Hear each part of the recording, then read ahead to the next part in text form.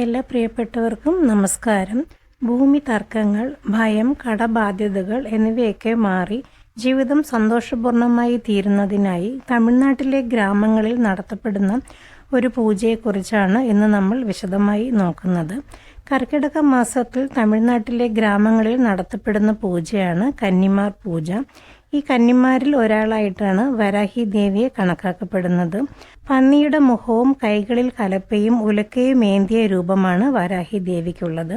കൃഷി സമൃദ്ധമായി ലഭിക്കുന്നതിനായി അനുഗ്രഹിക്കുന്ന ദേവിയാണ് വരാഹി ദേവി.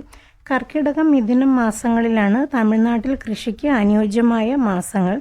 അതിൽ തന്നെ തമിഴകത്തിൻ്റെ നെല്ലിറ എന്നറിയപ്പെടുന്ന തഞ്ചാവൂരിലെ പ്രസിദ്ധമായ പെരിയ കോവിലിൽ വരാഹി ദേവിക്ക് പ്രത്യേക സന്നിധി തന്നെ ഉണ്ട്.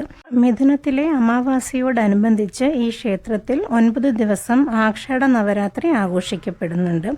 അന്നേ ദിവസങ്ങളിൽ നവധാന്യങ്ങൾ, ചന്ദനം, കുങ്കുമം, തെങ്ങിൻ പൂക്കുല എന്നിവയാൽ ദേവിയെ അലങ്കരിക്കുന്നതാണ്. വരാഹി ദേവിയെ പൂജിക്കുവാൻ ഏറ്റവും ഉത്തമമായ തിഥി പഞ്ചമിയാണ്. ദേവിക്ക് പഞ്ചമി എന്നൊരു അപരനാമവുമുണ്ട്. ആഷാഢ പഞ്ചമി പൂജനപ്രിയായേ നമ എന്നാണ് പറയുക. പൂജകളെ സ്വീകരിക്കുന്നവൾ എന്നാണ് ഇതിൻ്റെ പൊരുൾ.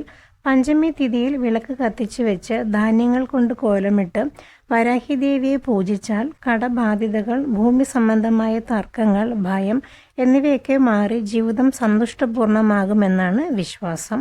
ദേവിക്ക് ഏറ്റവും പ്രിയങ്കരമായ നേദ്യങ്ങളായി തമിഴ്നാട്ടിൽ നേദിക്കുന്നത് ഇവയൊക്കെയാണ്: കുരുമുളക് ചേർത്ത തൈര് സാദം, തൊലി കളയാത്ത ഉഴുന്ന് ചേർത്ത വട, നവധാന്യ അട, ചെറുകടല ചുണ്ടൽ, കുരുമുളക് ചേർത്ത ദോശ, പാനകം, കറുത്ത എള്ളുണ്ട, വള്ളിക്കിഴങ്ങ്, തേൻ, ചക്കര എന്നിവയാണ്.